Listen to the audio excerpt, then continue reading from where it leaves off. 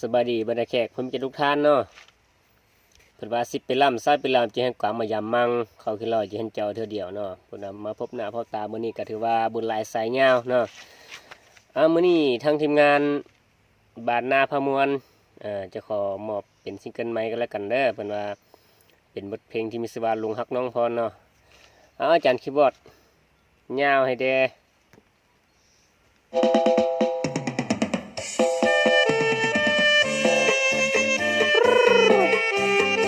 ยกแก้วตำจอกกันเด้อจะมามอบบทเพลงเป็นซิงเกิลใหม่เนาะลุงฮักน้องพรจะได้ไปฟังน้ำกันเนาะ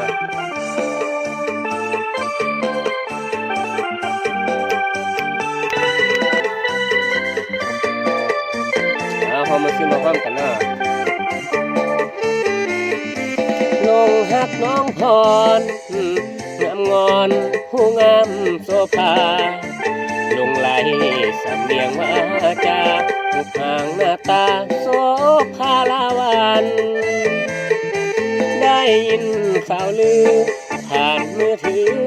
ออนไลน์ทุกวันเห็นเพียงภาพยังเก็บไปฝันก่อนนอนทุกวันคิดถึงน้องพรสะอ่อนเดลาสำเนียงวาจาเขตแคว้นแดนใต้สวรรณเขตสาวงามวิไลที่หนึ่งในใจก็คือน้องพรอยากเป็นเคยสู่สร้างชีวิตคู่ร่วมเพียงเคียงบอนหากแม่นได้กับน้องพรยามหลับยามนอนก็คงฝันดี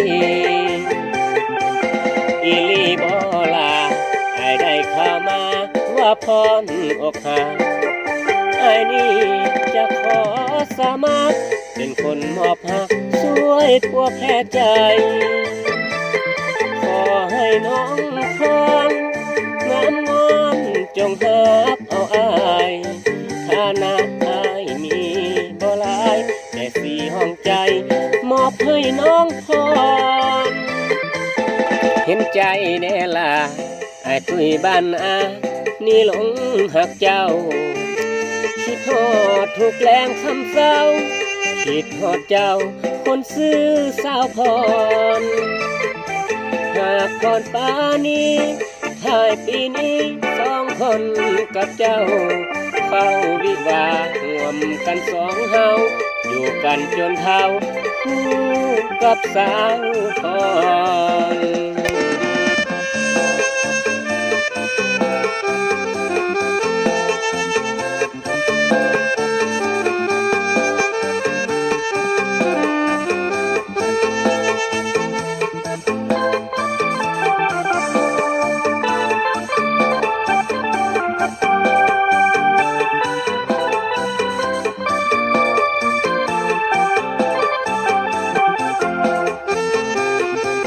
อีลีบอลา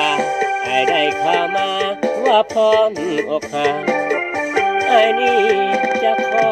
สมัครเป็นคนมอบหักช่วยพวกแค่ใจขอให้น้องพรงามงอนจงหักเอาอายฐานะอายมีบ่หลายแต่สี่ห้องใจมอบให้น้องพรเห็นใจแน่ล่ะไอ้ตุ้ยบ้านนี่หลงหักเจ้า